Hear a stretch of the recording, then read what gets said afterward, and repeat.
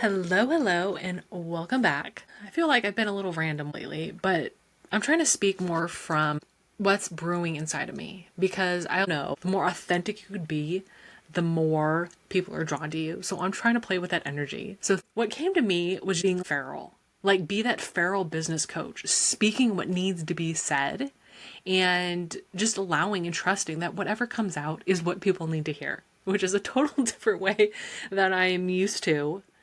I've been measured in a way of trying to say the right thing. And I'm trying to break that and just be me. Just say what comes to my mind without fear of what other people would think, if people are going to like me. And in human design, I have a defined throat. So I know there's a lot of power in my voice. And just trusting people do want to listen to me and moving with that energy. So today, I want to leave a short and powerful episode. I've been talking a lot about fear, and partly why I talk about fear is because I know those things that are fearful for me are things that I need to do, and they will get me to where I need to go. If I just listened to the fears and didn't do anything, I wouldn't be here. Part of that fear is the stories that we tell ourselves. If we're looking for a reason not to do something, we will find a reason. Your brain is great at finding rationale for why you shouldn't do something because it wants to keep you safe. But today I want to flip the script and I want you to just pick any fear, anything that you maybe have been resisting, you know you need to do, but you just haven't. And I want you to think of the worst case scenario. What is the worst case that would happen if you did the thing? If you just said, fuck it, I'm doing it. What is the worst thing that could possibly happen?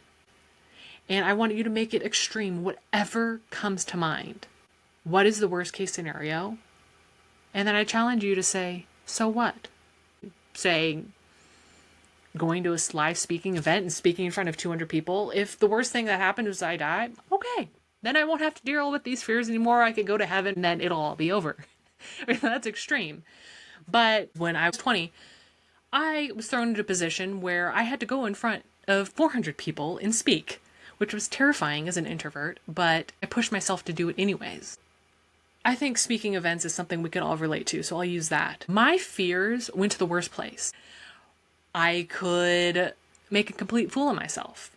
I could forget everything I was supposed to say and just stand there, blank stare on my face. There was a million things that could go wrong. I could be walking up to the microphone, trip, fall on my face, and go to the hospital. I get up there and everyone starts booing at me because whatever I'm saying, everyone hates. I could have a wardrobe malfunction. There could be all these things, these stories you tell yourself because we want to protect ourselves. And so when we allow our brains to go to the worst case scenario, experience, what would I feel if that happened? It somehow calms the fear. So when you allow yourself as a leader to think of the worst case scenario, tomorrow, your team is pissed off at you. They're all threatening to quit. And you show up to work. You were doing great. And then you have to deal with this. What's the worst case scenario from that? Your team leaves you. Then you have no team and everything's up to you. And now you have to hire out this new team. But when you allow yourself to go to that worst case scenario, it allows your brain to then start thinking, well, then what? I mean, I love what I do in my business. But if my team suddenly quit yesterday, maybe that's a sign I need to redirect. Maybe that's the path I'm being led down and that'll give me opportunity to hire new people. Maybe that was a sign that wasn't the team for me. It allows your brain to kind of conceptualize something different. I think so many of the fears that we have come from this place of not necessarily rational, because what's the chances in my entire life that I have tucked my dress into my underwear as I'm about to step onto stage to talk in front of 400 people?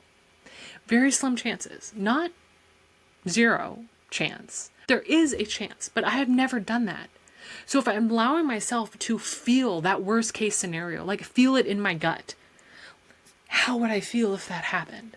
It somehow calms you when you get up on stage because you've already felt that worst case scenario and your body knows, well, I made it through.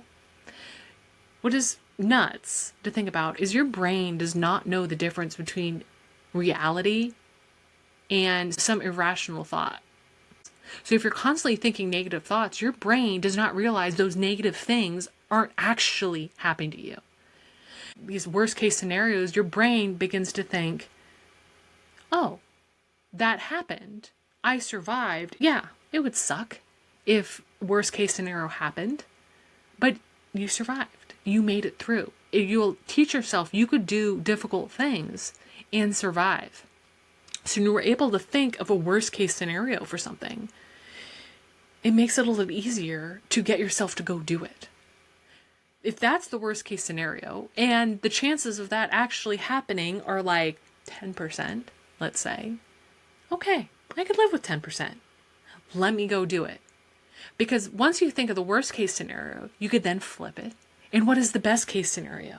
I get up on that stage. Everyone's applauding. I've said magical words. They're just eating up everything I say. That would be amazing. I would feel amazing. And so then you're allowing yourself to then feel that emotion. And then start envisioning that. Because that is more likely to happen than the worst case scenario.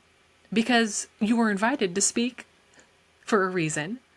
They saw something in you, wanting you to come speak in front of this crowd.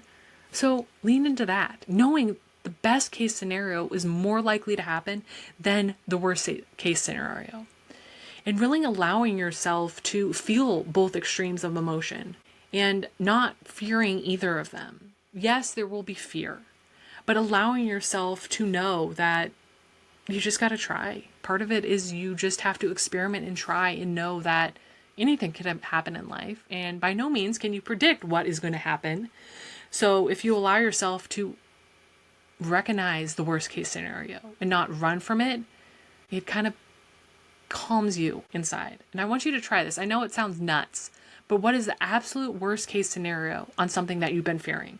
What is something that you've been avoiding? And what is the worst case scenario if you went and did it? Would you fail? Okay, maybe you failed. And yeah, it sucks to fail. People might judge. But is that really the worst thing that could happen? Yes, it feels like it in the moment. But what if? Yes, I failed, but that was just a redirection and a new opportunity showed up. And if you succeeded at that thing you failed at, well, then you wouldn't be able to do this even greater thing that showed up in your field. So it's just trusting that if you're able to push yourself through these fears, if you're able to still show up and do the thing, even though it's fearful, it proves to yourself that you are capable and you could conquer anything. If I could do something that absolutely terrified me, jumping 15 foot off a cliff into water, and I survived, I could do anything. If I could do that, I could easily make $100 million. I can make $10 million. It's doing these things anyways, even if they're terrifying, even if you don't know the outcome, but doing them because you know you can do hard things. And so when you allow yourself to actually feel what the worst case scenario could happen, it allows your body to feel into it and know, okay, I could do the worst things. I could do things that are very uncomfortable, but I could do it and I could survive it. I could live to tell the tale. And think of it that way. You might have a really good story to tell if the worst case scenario happened. And just playing with it. Don't take it so seriously.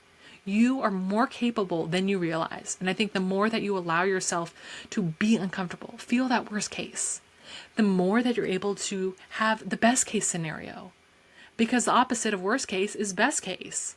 And it's more likely the best case because you're here for a reason, you're listening, you are accomplished some level of success. So it's more likely that you'll be able to reach that best case scenario than the worst case. And just knowing that, I don't know, it's a weird comfort. So I want you to do that today. What is something you've been avoiding? What is the worst case that would happen if you went for that, if you pushed past your fears and did it anyways? And then what is the best case? I want you to just play with that. See what comes up. Share with me. I love hearing your stories and what comes up for you and what you get from these episodes. So that's what I want to leave today. What is the worst case scenario on something that you've been fearing? And like always, please subscribe, leave a review, share this episode if you would love someone else to hear this message. I think it's pretty powerful, and I think there's nothing to be ashamed of having fears and these worries. And I think the more we talk about them, the more they are normalized. And I think that's a really powerful thing. So again, thank you for listening. And as always, until next time, keep rebelling, keep rising.